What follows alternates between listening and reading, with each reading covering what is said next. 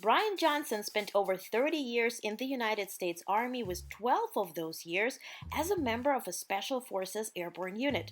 He's been training high profile military and civilian personnel, including high level federal court officials, justices, judges, attorneys, and clerks, for over 19 years. And if Bryant looks familiar to you, yes, indeed, he is the creator and author of RBG Workout and Body Justice. He is certified personal trainer. He's master trainer in boxing, kickboxing, strength training, sports, and conditioning. He is the master trainer of the military and international trainer for military and civilian personnel throughout the world. Please welcome Bryant Johnson. Hi, Brian. Welcome to the show. So honored to talk to you today. Hello, hello. It is my honor, my pleasure to be on. Thank you for having me. Absolutely. Let's get straight into the topic because I know a lot of people were waiting to hear from you. Can you share perhaps any insights into any fitness routines or perhaps any specific workouts you focused on to improve Justice Ginsburg's health and stamina for, what was it, 2 decades that you trained together? Over 2 decades, and with the justice, because she was a cancer survivor, but not just because she was a cancer survivor, but there are 5 components of fitness that I always focus on, not just a justice, but any client or anyone who would ever ask me things. And those 5 components of fitness is muscle strength, muscle endurance, flexibility, body composition, and cardiovascular.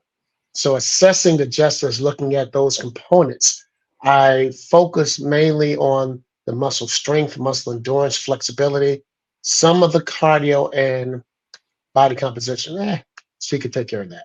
And that was actually my other question is when I visited your website, which I truly encourage everybody to do, and you see the runner here, we learned so much about you and so much about your work. But what could be the principles if somebody, let's say, is getting there, right? They're in their 50s, 60s, 70s, perhaps 80s, they're listening and they say, well, how can I still improve what I have now in order not to lose my flexibility or health?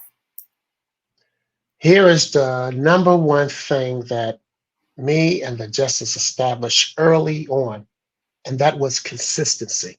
Mm. And when I say consistency, me and the justice, we would look at our calendars for a month, 2 months out, and we would set up training days twice a week consistently. And we would adjust and adapt to, I can only make it this time, this time, this time. And so it becomes a commitment to yourself. And so when I tell people starting off, be committed, do it for yourself. Don't do it for anybody else. I always say if a good body came in a box or a pill, everybody would have one.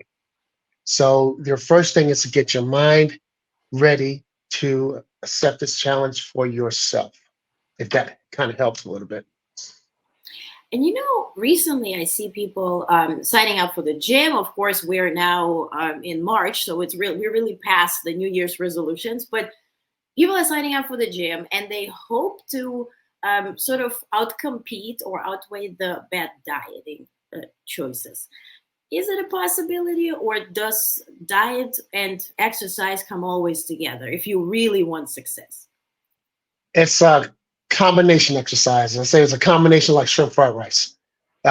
You always hear the saying you can't outwork a bad diet, Hmm. but you have to do things in stages.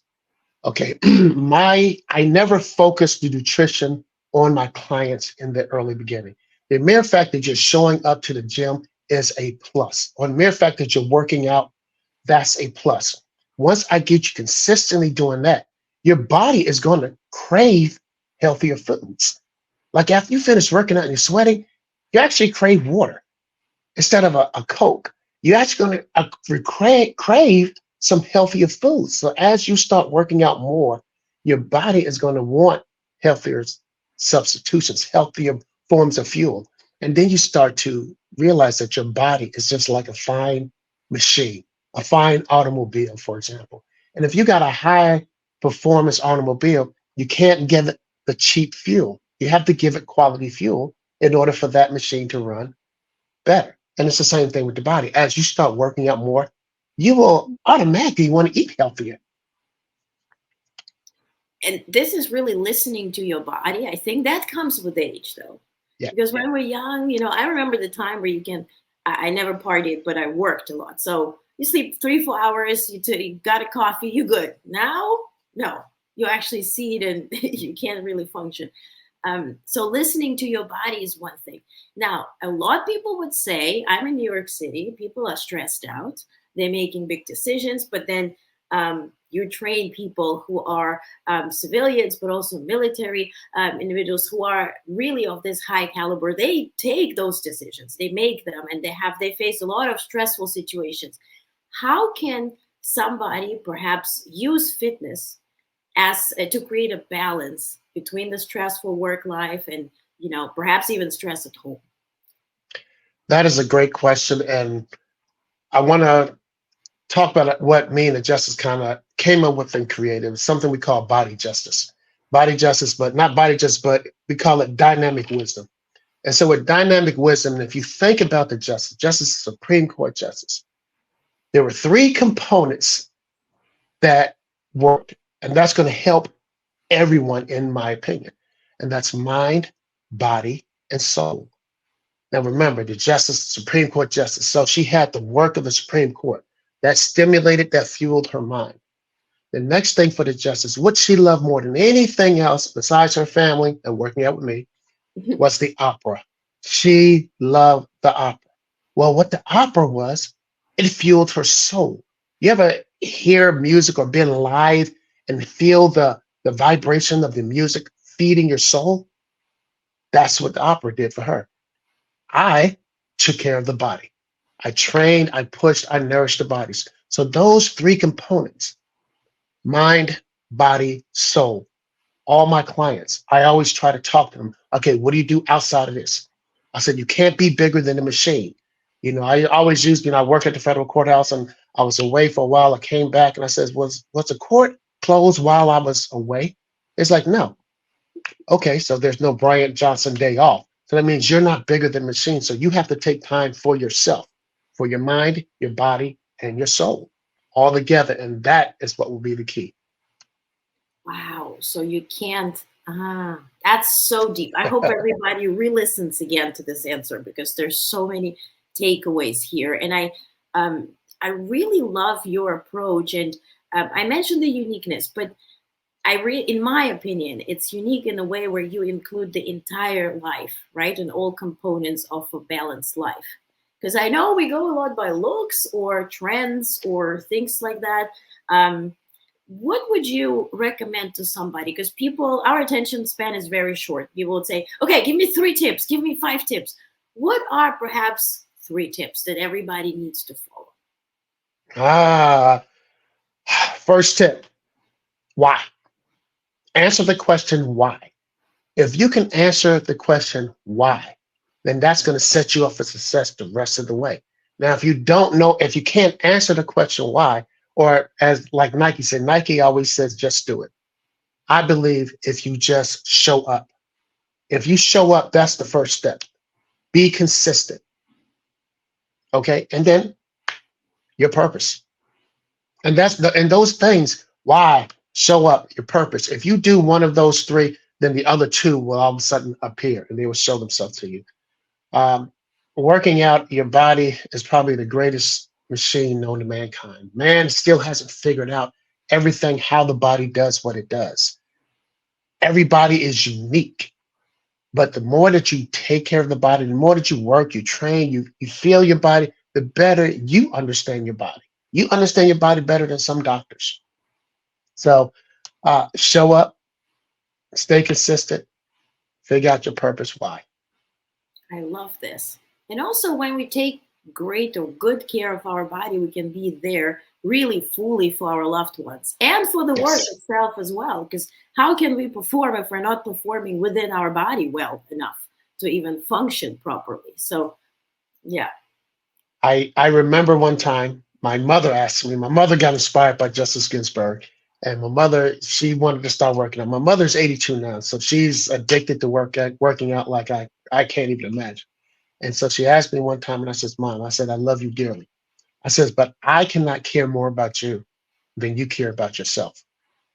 So look in the mirror, take off your clothes, look at yourself in the mirror. If you like what you see, don't worry about it. If you don't, then let's do something about it. Now, if you have an excuse, I remember I had a Supreme Court justice quote me to somebody else, and this was Justice Breyer at the time. And he said, Brian, I quoted you to somebody, and I was trying to figure out what I could have possibly said that would have a Supreme Court justice quote a personal trainer to somebody else. I mean, you're a Supreme Court justice. Mhm. And what he quoted was the excuses that people have given me and the answers that I'll always give them. And so someone would say, well, you know, I'm too busy. I don't have the time. I said, well, are you a Supreme Court justice? I said, they're pretty busy. Are you busier than they are? They would be like, no. But, I'm just too old. And I said, well, Justice Ginsburg is like 80 plus, and she started when she was 66. Are you older than she is? They would be like, well, no. I said, well, I got a bad back. I said, well, she's been through 3 bouts of cancer. So what's your excuse? Any excuse will do. So I always use that when people come, well, I don't have the time. I'm too old. I'm too busy. I got a bad back. There's never, ever not a time to move the body. If the doctor ever gives you a prescription, tells you not to ever exercise, you might as well say you're about to die. Mhm. The body's made to move. Yeah. And Yeah. I know for myself, for instance, if I just sit and work all the time, not moving at Mm-mm, all, at some mm-mm. point I cannot perform anymore. I need to get out. I need to be moving around, just because Yes. I think the excuses we feed ourselves will not really justify, maybe not even the lifespan that we, left unused, right? Because at some point this will catch up to us, and those Yes. decisions and excuses will catch up. So we talk about longevity, but it's really not for people in their, whatever you name the number. It's really for young folks as well, because you set up yourself for success already now, so it's never too Yes. early, right? Yes. Yes. I remember as a child, we would be outside, we would go outside and run, play, ride the bike, do all those things. We didn't have the video games that the people have today. Yeah, we had video games, but we would be outside playing, and as my mother would say, make sure you come in before the night light comes on or the street light comes on. So even when you were in school, you went to school, you had a playground, you would play before you get to school, then you had class, and then at lunchtime you would go out play on the playground. Then you had recess. Then when you played again at school, and then when you got home you played again. And then when you came home, then you did work. So your body is made to move.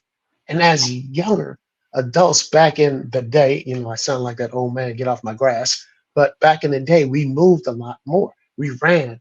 I remember I heard somebody tell somebody, yeah, your grandfather used to ride a 10 speed when he was 70 years old. And somebody said, well, what's a 10 speed? I'm like, what? So it's that the body does 3 things. It assesses, it adjusts, and it adapts. When I trained the justice every day, I would assess, adjust, and adapt. Your body is always doing that. It assesses the situation that you're in, it adjusts, and it adapts. If you are sitting all the time, then your body's assessing that you're sitting. It's going to adjust your muscles, your organs, and everything because you're now sitting all the time. And then it's going to adapt to that. The Hmm. more you move around, the more you become moving. The great thing to have these little smart watches now, and they Yeah. have these smart watches that if you've been sitting inactive for like Hmm. more than an hour, it'll be like, hey, you haven't moved, do something. Modern technology, it's great. It can be the beast and it can be the bird. It can be great. It's just all in what we do to utilize. And Yeah. we have so many tools now to help us move. You may not know what to do. You can Google anything. And the world of Google will tell you and show you how to exercise, what to do, how to do it. Our thing is we just gotta show up. Absolutely. I think action always beat any excuses or stories we tell. So really show yourself. I really love the example where you said, take off your clothes, look in the mirror. Do you like what you see? Then cool. That's the really big one. How many people would dare to do this? Not No. many. And for me to tell my mother that. Yeah, yeah. Well, that's another story. You want to be alive or no? What's Yeah, but exactly. look at her now. Look at her Yeah, now. I mean, yeah, that's the, results speak for themselves. And you Yes. mentioned Body Justice, and I mentioned RBG Workout. Can you tell people where to find it? Can they follow it? Can they get in touch? What's available? I am not hard to find, believe it or not. I mean, you can Google me, you can go to Body Justice, you can go to the RBG workout, you can go all of those things, and you will find out how to locate me. You can Google me. And the great thing, Body Justice, it was actually the name of my business before I started training Justice Ginsburg. And it was funny and ironic because Body Justice and B and the J. So B is Bryant, J, Mhm. and Justice because I also work for the federal court, which is the judicial branch of the government. So I just Mhm. kind of put them both together. Being a personal trainer, take care of your body. So it's body and justice. Do your body justice. And the website is BDY at my email is bdyjustice at AOL.com or gmail.com. And the reason why it's BDY justice instead of BODY justice because I take the O out for obesity. So it's just body justice. And I always say it all begins with attitude. And funny thing about that word attitude, if you add the letters of attitude up, A being the first letter of the alphabet, T being like the 19th or 20th letter of the alphabet, if you add all of those up, it equals to 100. So your attitude, 100%, is what's going to help you to either succeed or fail. Wow, I can't make this stuff up. this is great. I'm sure somebody was going to go on the recount, but this is great. Thank you, thank you. Yep. No. Um, Thank you. I really hope for everybody to rewatch this and also share our conversation with somebody. Perhaps you don't have the guts to tell your mother to stand in front of the mirror, but you have the guts to share this video. And for those people who are ready to hear, listen, and comprehend the message, perhaps this will be their factor, the motivating factor that will allow them to change their life. So thank you so much, Brian. This has been wonderful. I truly appreciate you. And thank you for everything you do. Hey, thank you so much. I hope it reaches. The only thing that we always are trying to do is we try to do right by people and hope that we make a difference, but we're never entitled to know. So I hope that we make a difference. And I always tell people, hey, I can't care more about you than you care about yourself. Amen to that. Thank you. Thank you so much. Have an awesome and fantastic day.